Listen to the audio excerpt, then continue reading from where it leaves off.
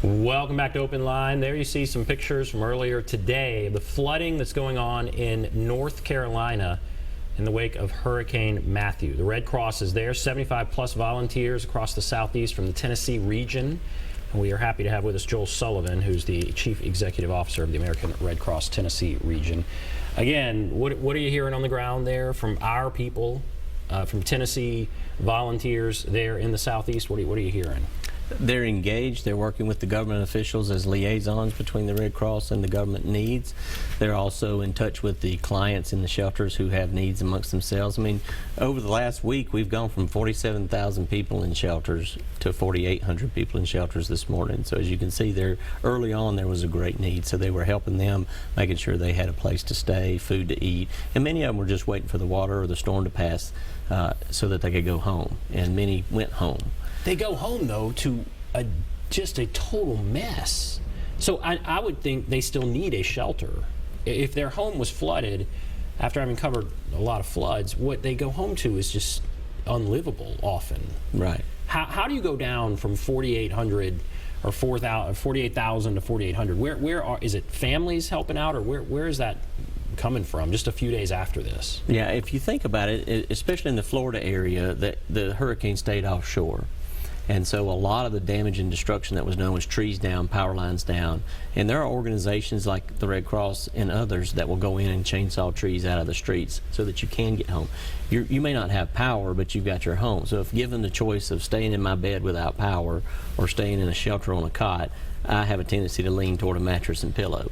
It gets you home fast. Absolutely. And I have my stuff. And it's usually a little quieter. So a lot of those folks were just waiting for the storm to pass and leave the safety of the shelter that they were in and go back home because they can. It's the ones whose homes were flooded, were blown away, were damaged by trees, and they're not livable. They still need a place to go. When that phase arrives, then they're most often going to go stay with family because, once again, they want to get back to their normal. And then those that have nowhere to go remain in the shelter until we work out the long-term solution for their home housing needs. And if people want to help, specifically Matthew, how can they help? You can kind of target your donation, right? Right. Talk about that. So the Red Cross relies heavily on the cash donations.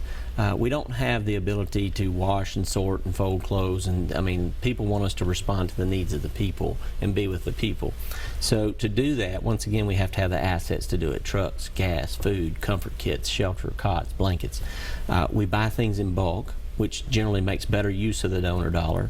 So donating cash through our texting system has been a tremendous help to us, because if you want it to specifically go to Matthew, you can text Matthew to 90999, or you can 90999. 90999, text Matthew. Okay. If you want to go where the need is greatest, depending on what the disaster is that day, you can text Red Cross to 90999.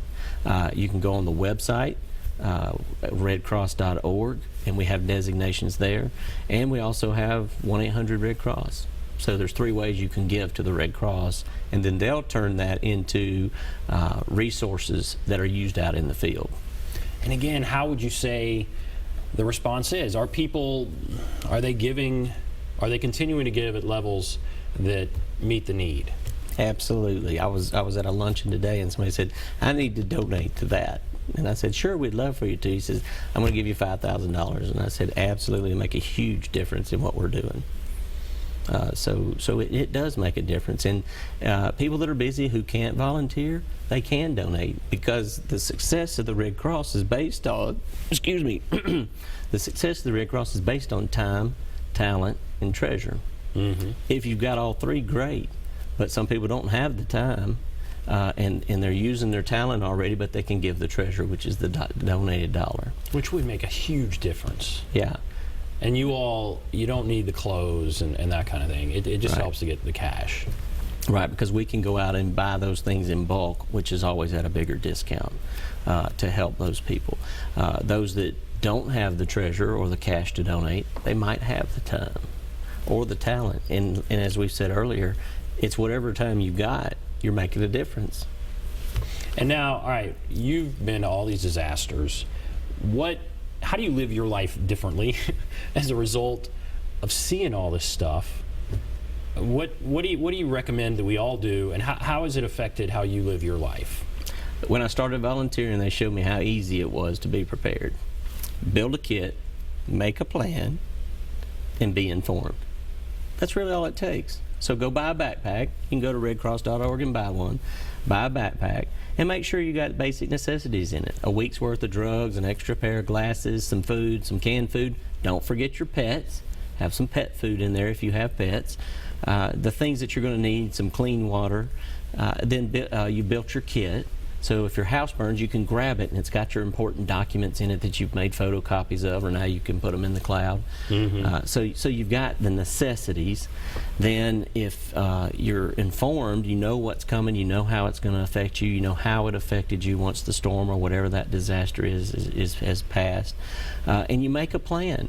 You know, we do have smoke alarms in our homes, but I haven't met many people that wake their family up at 2 a.m. and say, "What would you do?" Right. You got to know what you're going to do. And I was very impressed with Trace Atkins' family, who had a ribbon on the tree, and the kids knew if something happens, we're going to the tree. When his house did catch on fire, the kids went to the tree. The fire department gets there, and they say, "Is everybody out?" "Well, of course, we're here at the tree." And they were able to put the fire out faster because they were prepared. It doesn't take a lot. It's not a lot of work. But what is your family going to do? Traveling down the road, going on vacation, play the game. What would you do if? And see what your kids say. A recent home fire a few months ago, the kids were on the second floor of the home in their own bedrooms doing their own things. Didn't realize the house was on fire. By the time they realized it, they couldn't get downstairs, and they had to find a way out. And it was out the window, on the roof, and down to the ground. So what would you do? How prepared do you think people are? I'm worried I might not pass some of the things you just said. I mean, I need glasses.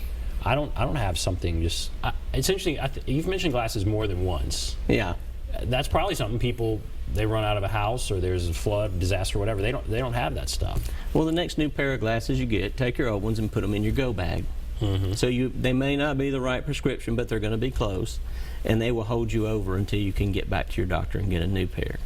The key is, what am I going to need if I have to leave my house right now and go? Whether it's a tornado, an ice storm, whatever the disaster is, what am I going to need? And then what's my family going to need, because I'm responsible for them. And then importantly, we said be informed, but you know, in disaster, when the tornado struck in '98 and the floods, telephone lines are jammed. Often you can get outside your area easier.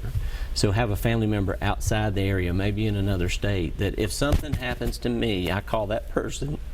Now, all my other family knows to call that person. If it happens to that person, they know to call me. Right. So that we can at least know we're safe and well. And speaking of safe and well, the Red Cross has a program, safeandwell.org.